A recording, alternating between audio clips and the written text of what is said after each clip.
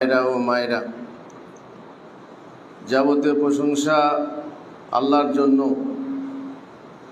শান্তির ধারা বর্ষিত হোক বিশ্বনবী মুহাম্মদুর রাসূলুল্লাহ সাল্লাল্লাহু আলাইহি ওয়াসাল্লামের ওপর,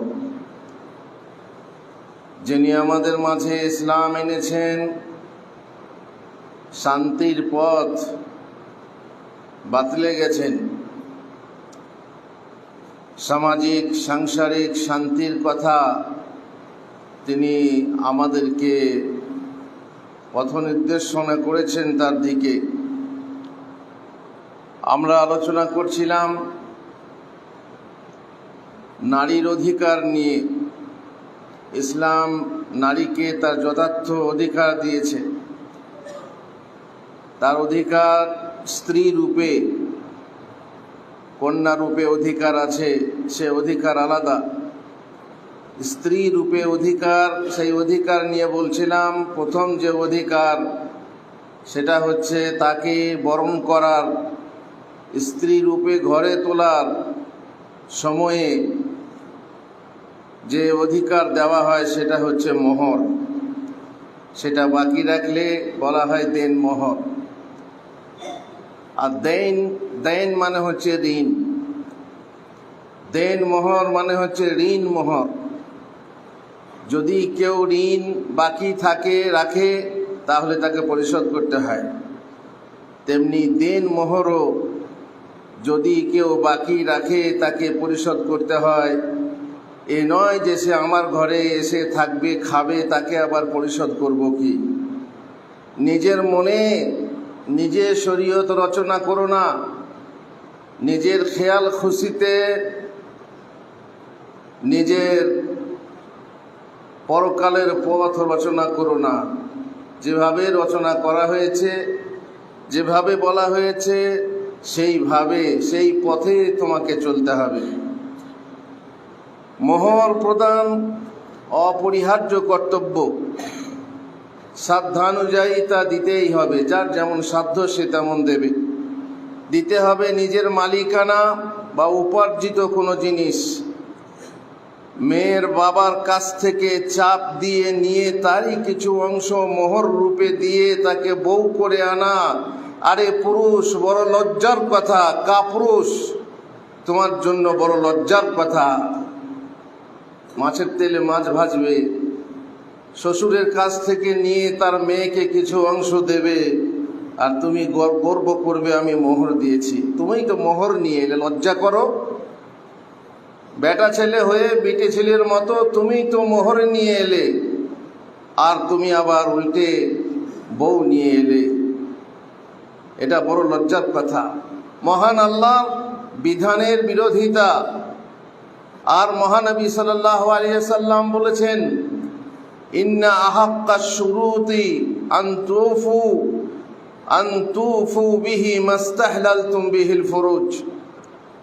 যে সকল শর্ত তোমাদের জন্য পালন করা জরুরি বিবাহের ক্ষেত্রে, তার মধ্যে সবচাইতে অধিক গুরুত্বপূর্ণ শর্ত হলো তাই যার দ্বারা তোমরা পরস্পরের গোপনাঙ্গ হালাল করে থাকো। শোনো পুরুষ, সব থেকে প্রাধান্যযোগ্য শর্ত বিবাহের সময় মহিলা যে শর্ত রাখে, সেই শর্তসমূহের মধ্যে মোহরানা আদায় করা, যার মাধ্যমে তুমি একজন মহিলার ইজ্জত সম্মানকে হালাল করে থাকো, সেটা পালন করা, পূর্ণ করা বেশি জরুরি। বিবাহের সকল বৈধ শর্তাবলী পূরণ করা আবশ্যক। মোহর বা দেন মোহর ওই শ্রেণীর একটি শর্ত, যা প্রদান করা, পূরণ করা বা আদায় করা জরুরি। কিছুর বিনিময়ে মোহর দেওয়া খুব পুরনো রীতি ছিল, রেওয়াজ ছিল। কোরআন মাজিদ যারা জানেন, পড়েন, তারা জানেন একটা কাহিনী, মুসা নবী আলাইহিস সালামের বিয়ের কথা।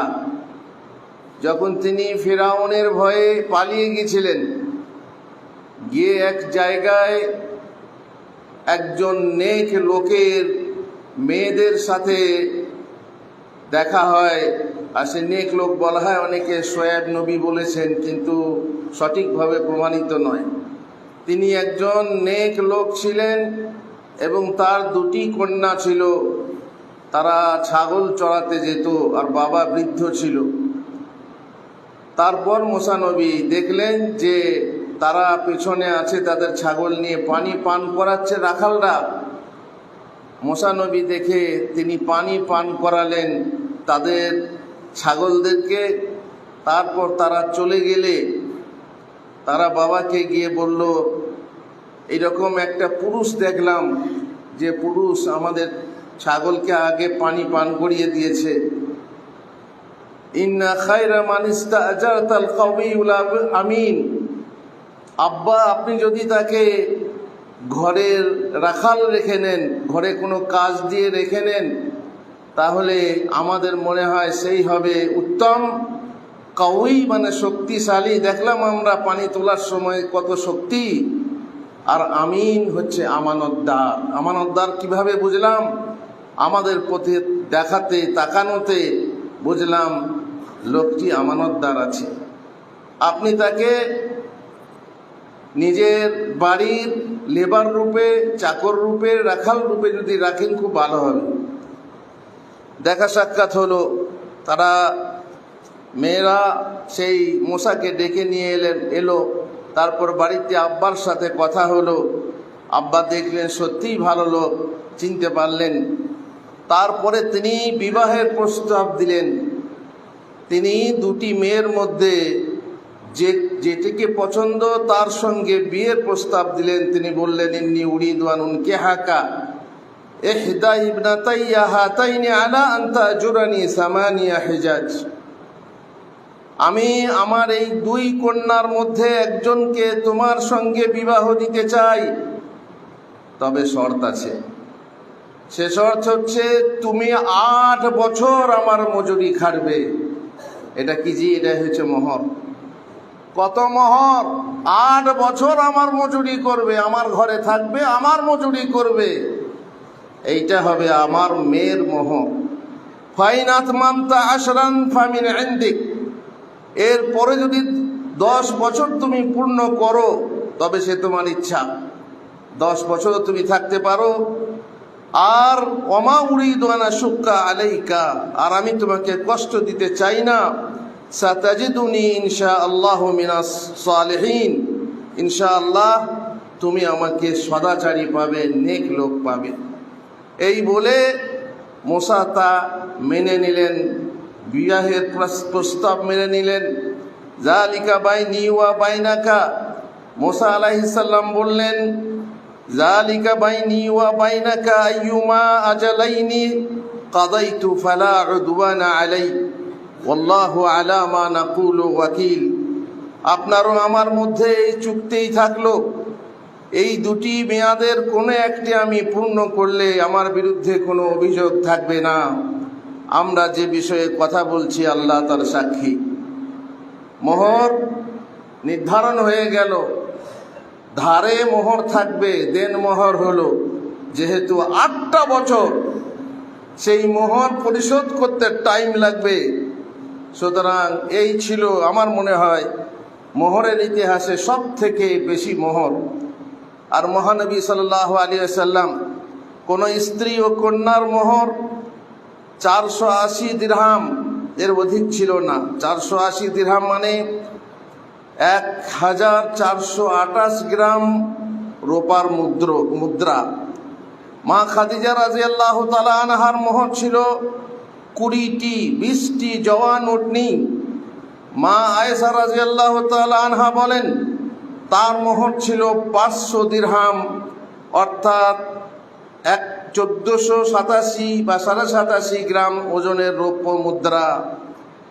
তবে কেবল উম্মে হাবিবার মোহর ছিল 4000 দিরহাম।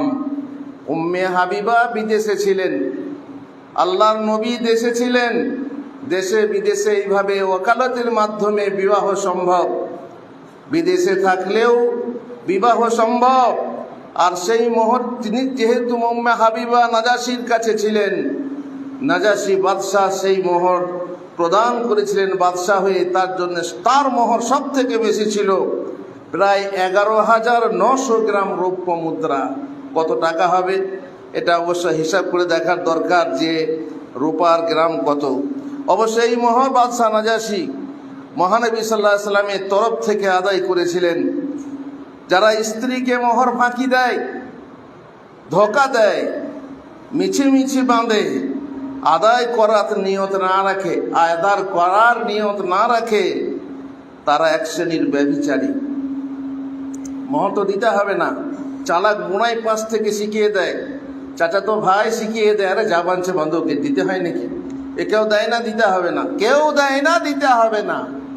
কেউ যদি বিষ খায় তো তুই খাবি, কেউ যদি ইসলাম না মানে তুইও মানবি না। যেমন কলি তেমনি চলি। বাবু মজার কথা, আমার সমাজে যেটা প্রচলিত আছে সেটাই হচ্ছে মুদ্রা কথা। কেউ দেয় না, তুইও দিবি না, যা বলছে বান্ধব তা বানছে বান্ধব। তারপরে 5 লাখ টাকা বেঁধে দিল, তাতে হ্যাঁ বলে শাদি কবুল করলো। তার নিয়তে নেই যে আমি একটা পয়সা শোধ করব। অনেকে লজ্জার কথা, 1 টাকা নগদ আর বাকি সব ধারে। লা হাওলা ওয়ালা কুওয়াতা, লজ্জা নেই। এ লজ্জাহীনদের লজ্জা নেই, বেহায়াদের লজ্জা নেই। সমাজে এক গ্রাম থেকে এসে অন্য গ্রামে মুখ দেখায় কি করে তারা, যারা 1 টাকা নগদ দিয়ে মোহরানা বেঁধে তারা অন্যের মেয়েকে তুলে নিয়ে যায়। ফালা হাওলা ওয়ালা কুওয়াতা ইল্লা বিল্লাহ। এ হলো কি যে এক শ্রেণীর ব্যভিচারী, তার এক শ্রেণীর ব্যভিচার করা হবে। যদি এইভাবে মোহর বাঁধলো অথচ দেওয়ার কোনো নিয়ত রাখলো না, যেহেতু মহানবী সাল্লাল্লাহু আলাইহি ওয়াসাল্লাম হাদিসে বলেছেন, আইয়ুমা রাজুলিন তাযাওয়াজা ইমরাআতান আলা মা কাল্লা মিনাল মুহরি আও আলা মা কাল্লা মিনাল মাহরি আও আকসার লাইসা ফি নাফসিহি আন ইউদ্দিয়া ইলাইহা হাক্কাহা খাদাআহা ফামাতা ওয়া লাম ইউদ্দি ইলাইহা হাক্কাহা লাকিয়াল্লাহা ইয়াউমাল কিয়ামাতি ওয়া হুয়া জানিন। যে কোনো ব্যক্তি কোনো মহিলাকে কম বেশি মোহরের বিনিময়ে বিবাহ করে, মনে মনে তার হক তাকে আদায় দেওয়ার নিয়ত রাখে না, তাকে ধোঁকা দেয়, অতঃপর তার হক আদায় না করেই মারা যায়, সেই ব্যক্তি কিয়ামতের দিন ব্যভিচারী হয়ে আল্লাহর সঙ্গে সাক্ষাৎ করবে। নাউযুবিল্লাহি মিন যালিক। ঘরের বউ হালাল বউ, কিন্তু সে ব্যভিচারী হয়ে কাল আল্লাহর সঙ্গে সাক্ষাৎ করবে। আর একটা ঋণের কথা প্রাসঙ্গিকভাবে আল্লাহ রাসূল সাল্লাল্লাহু আলাইহি ওয়াসাল্লাম বলেছেন, আওয়াইয়ুমা রাজুলিন ইস্তাদানা দাইনান লা ইউরিদু আন ইউদ্দিয়া ইলা সাহিবিহি। ঋণের সাথে ঋণের কথা। আর যে ব্যক্তি কোনো ব্যক্তির কাছ থেকে ঋণ করে, ঋণদাতাকে পরিশোধ করার সংকল্প রাখে না, বিশেষ করে আত্মীয় স্বজন, ও তো ভাইয়ের টাকা তো বাবা দিতে হবে নাকি, দোলা ভাইয়ের টাকা তো না দিলেও চলবে, চলো ঋণ করে নাও, এই যে নিয়ত প্রথম থেকেই, দেবার নিয়ত নেই, ধারের নামে নাও, এটা আবার দিতে হবে নাকি, মাশাআল্লাহ, এইভাবে ঋণের টাকাকে হালাল করে নেয়। আরে গোলাম হোসেন, তোমার খবর আছে, তোমার বাপের টাকা হোক, তোমার দোলা ভাইয়ের টাকা হোক, আর তোমার ভাইয়ের টাকা হোক, যেটা ঋণ সেটা ঋণ শোধ করতেই হবে। ঋণ পরিশোধ করে না মরলে, তুমি যদি শহীদ হয়েও মারা যাও, জান্নাতের পথে তুমি আটকে থাকবে, জান্নাতে ঢোকার অনুমতি পাবে না। আর সে ঋণ নিল, তার মাল ধোকা দিয়ে গ্রহণ করলো, অতঃপর তার ঋণ ফেরত না দিয়েই মারা গেল, সে চোর হয়ে আল্লাহর সঙ্গে সাক্ষাৎ করবে। চোর হয়ে, এইভাবে গোপনে চুরি না, এটা হচ্ছে প্রকাশ্যে চুরি, ধোকা দিয়ে চুরি, ঋণ বলে নিয়ে সেটাকে হরপ করে দিল। ঠিক মহিলার মোহরতাই, তাকে দেবো মোহর আনা দিতে হয় এই নামে নিয়ে দিয়ে বেঁধে তারপর আর দেয় না। সুতরাং সে একজন মহিলার সঙ্গে যে সংসর্গ করছে, সেই সংসর্গের কারণে এটা ব্যভিচার রূপে পরিণত হবে। কিয়ামতের দিনে আল্লাহর সঙ্গে ব্যভিচারী হয়ে সে আল্লাহর সঙ্গে সাক্ষাৎ করবে। নাউযুবিল্লাহি মিন যালিক। আল্লাহ তাআলা আমাদেরকে রক্ষা করুন। আল্লাহ তাআলা আমাদেরকে পানাহ দেন এই সমস্ত সামাজিক ব্যাধি থেকে, যাতে করে আমরা বাঁচতে পারি। আর আল্লাহ তাআলার কাছে আমরা যখন সাক্ষাৎ করব, তখন যেন পবিত্র পরিচ্ছন্ন হয়ে আমরা সাক্ষাৎ করতে পারি। আর পবিত্র পরিচ্ছন্ন হতে না পারলে পুলসেরাতে পা দিলেও দিতে পারি। জাহান্নামে পুড়ে তারপরে উঠিয়ে হয়তোবা জান্নাতে যেতে পারি, কিন্তু আল্লাহ তাআলা পবিত্র না করে, এমনকি জান্নাতে প্রবেশের আগে প্রত্যেক মোমেনের সাথে মোমেনের মনোমালিন্য ইত্যাদি যা কিছু ছিল সমস্ত কিছু থেকে হিংসা বিদ্বেষ সব ছিনিয়ে নিয়ে তারপর আল্লাহ জান্নাতে দেবেন। জান্নাত এত সহজ জিনিস নয়। নিজেকে পবিত্র পরিচ্ছন্ন করে যেতে পারলেই তুমি জান্নাতে প্রবেশ করবে। না হয় ধোকায় থেকো না, মূর্খের স্বর্গে বাস করো না, আল্লাহ মাফ করে দেবে, ওতেই হবে বাবা। অত আর কত মানা যায়, কত মানা যায় না যায় এখন বুঝবে না। মৌলবীদের কথা, নানির কথা পানি, নানির কথা পানি পানি লাগছে, কিন্তু যখন বুঝবে তখন বুঝবে, যখন মরুভূমিতে পড়বে পানির দাম বুঝবে। আল্লাহ তাআলা আমাদেরকে বুঝে তৌফিক দেন। আল্লাহুম্মা আমিন। বারাকাল্লাহু লি ওয়া লাকুম ফিল কোরআনিল আযীম ওয়া নাফা'নি ওয়া ইয়্যাকুম বিল আয়াতি ওয়া যিকরিল হাকীম। ইন্নাহু তাআলা জাওয়াদুন মালিকুম বাররুর রাউফুর রহিম।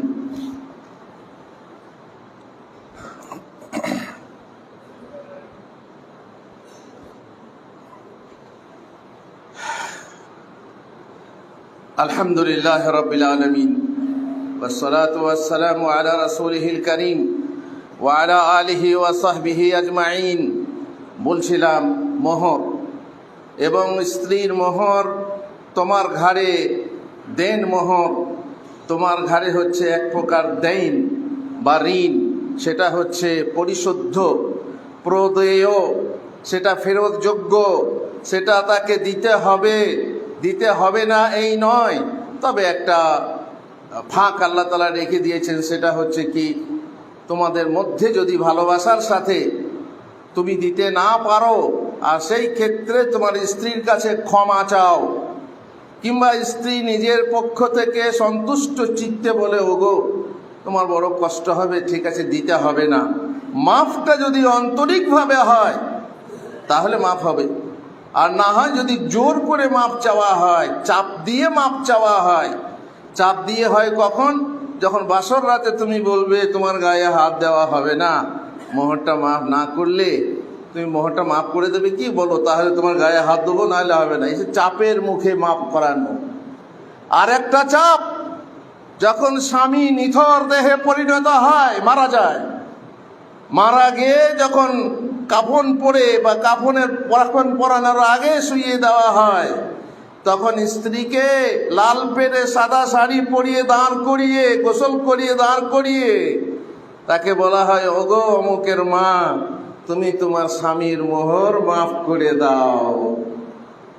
এই সময়ে বলুন তো, সেই মহিলা যে শোক সন্তপ্ত এবং দুঃখিত দৃষ্টিতে, তার কাঁপা কাঁপা কণ্ঠে সে কি বলবে যে না আমি ওকে মাফ করব না?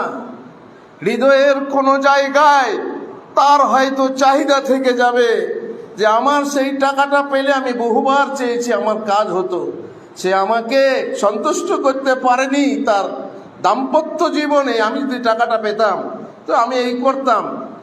মনে মনে তার চাহিদা, আর মুখে সমাজের মুখে বলছে আমি মাফ করে দিলাম। এটাও চাপের মুখে মাফ করানো। এ মাফ হবে না। এই মাফ যখন সাপ হবে তখন বুঝতে পারবে সাপের দংশনের কি জ্বালা।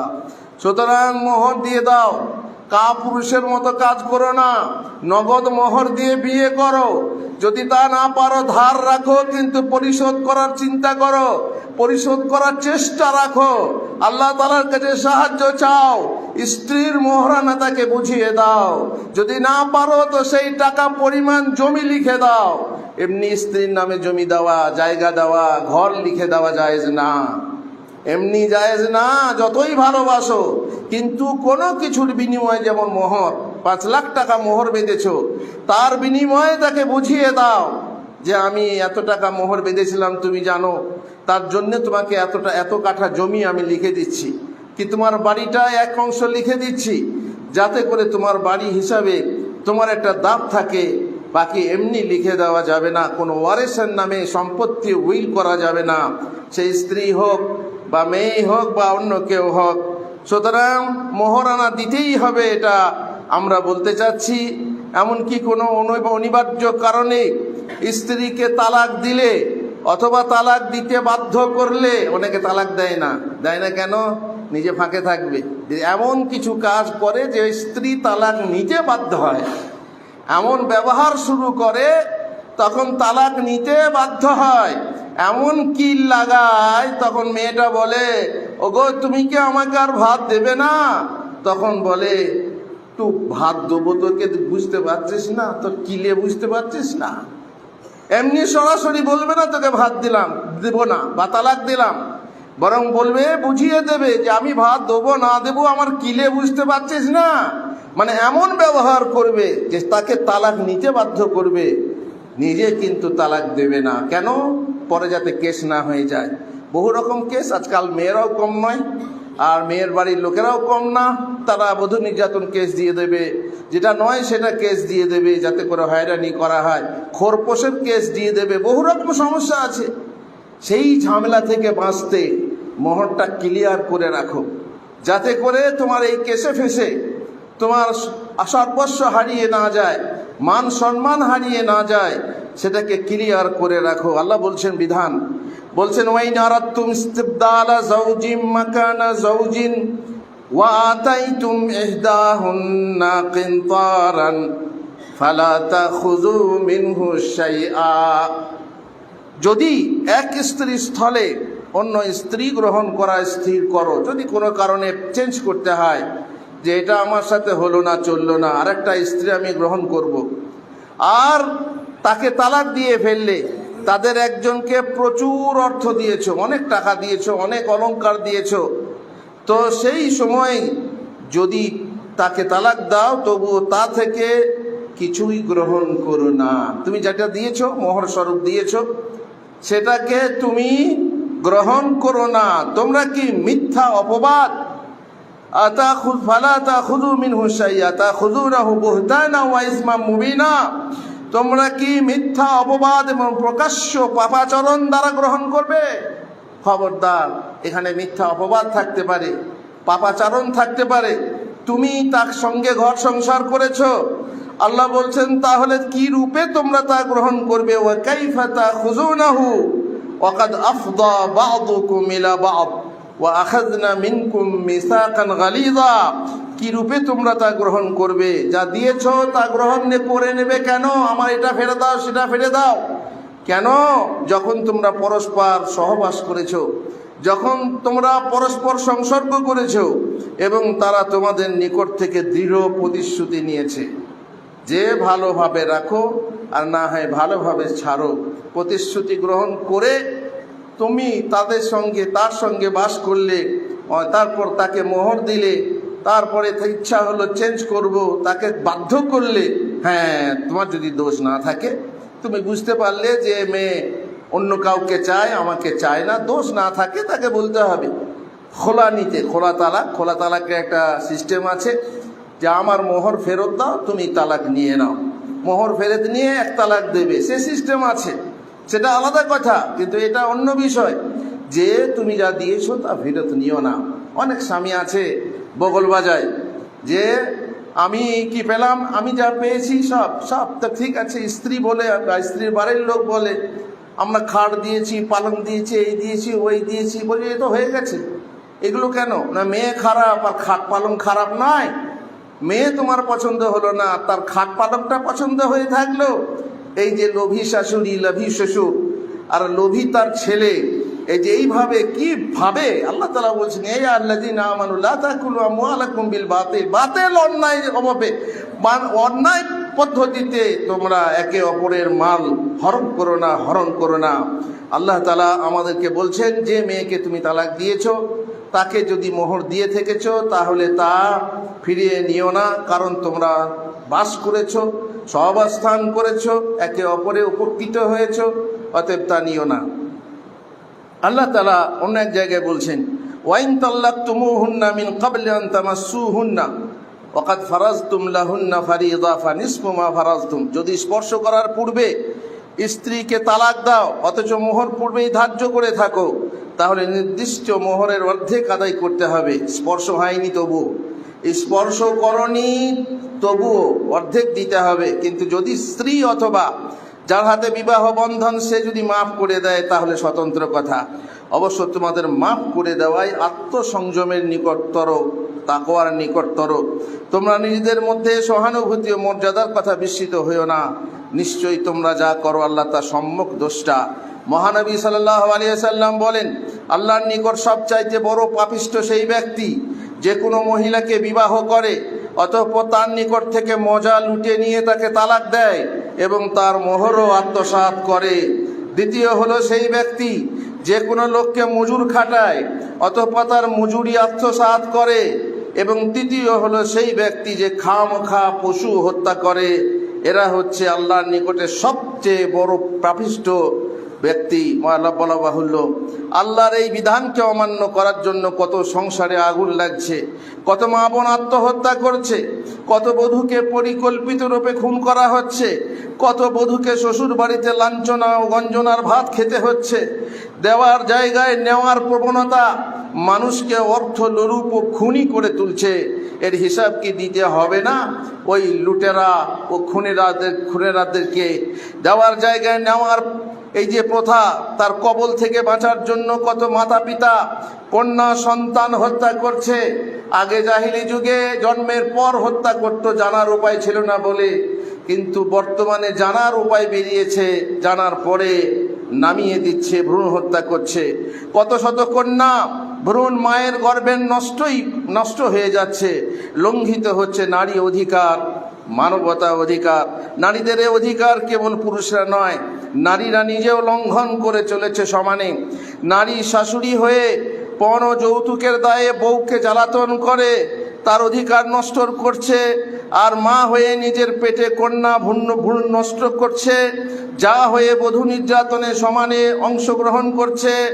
অন্য একই বধূ একই মহিলা হয়ে আর ননদিনী সে আবার তবলার তালে খঞ্জনি বাজাচ্ছে সংসারে। একজন নারী হয়ে নারীর দুঃখ কষ্ট বুঝতে পারে না। এরা কেমন নারী? যখন যেমন থাকে, কখনো সে অত্যাচারিণী, কখনো সে অত্যাচারিতা। মানুষও তাই, পুরুষও তাই। আল্লাহ আমাদেরকে হেদায়েত করুন। আল্লাহুম্মা আমিন। আল্লাহুম্মা সাল্লি আলা মুহাম্মদ ওয়া আলা আলি মুহাম্মদ কামা সাল্লাইতা আলা ইব্রাহিম ওয়া আলা